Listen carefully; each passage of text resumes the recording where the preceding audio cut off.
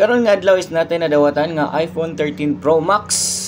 Ang problema, green screen, nagli-glitch ang LCD. So, karon is ato ning i-open ang LCD, i-try na to repair kay ang nahitabo daw ani nga LCD mga boss is ayha niya gi-update na daw siya glitch daw. So, pag human niya og update, mao na day nahitabo, na green screen na siya tapos daghan na kayo og glitch na dayon di parehas sa wala pa niya na update ang cellphone.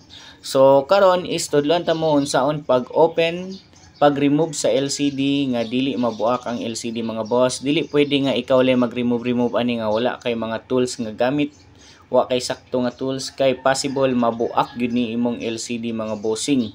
So ingani akong ginabuhat mga boss na atay pang remove sa LCD tapos ato na siyang i-reheat sa hot air para mapaluapan na siya mga boss nga hinay-hinayon niya og angat ang LCD para dili mabuak. Kay ang original nga LCD ani perting mahala basin og mag-abono pata kung mabuak ang LCD. So mo ni ako ang gibuhat karon. Ato ni siya i-remove ang LCD para i-try nato ni siya og repair ang LCD kay naa man gud ni siya jumper ang green screen. Pero kani duda gyud ko ani nga LCD mga boss kay gaglitch man gud siya.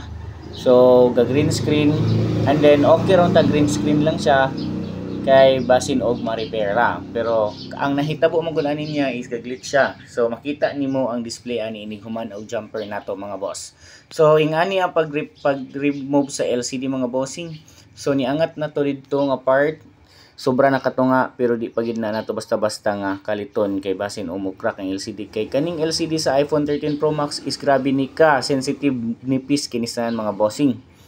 So nara ang iyahang cellphone mga boss, na remove na gid nato ang LCD niya. Ayon. So grabe ni kagahay i-remove gyud. So sa mga gusto mag-DIY diha, ay nanyo i-try. Kay perti gid ning lisuda i-remove ang LCD ani niya sa iPhone 13 Pro Max.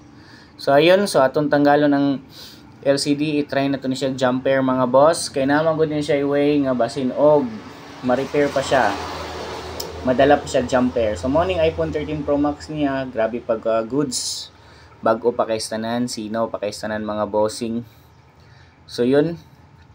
So let's go mga boss. Ato ning i-try. Dayon pag human na to og jumper mga boss, pag on makita ni manimo nga na may Apple logo tapos na i-display. Pero nawala iyang green screen pero gaglitch paghihapon siya mga boss. Ayon, naghihapon siya green screen gamay so di gid siya madala og jumper mga boss. So ang mahitabo ani nga cellphone is i-replace nato ang LCD ani niya. So ang problema pagyud karon is wala pagyoy LCD nga available mga bossing. So ang atong buhaton mag-order pa ta, maghulat pa ta nga maabot ang LCD.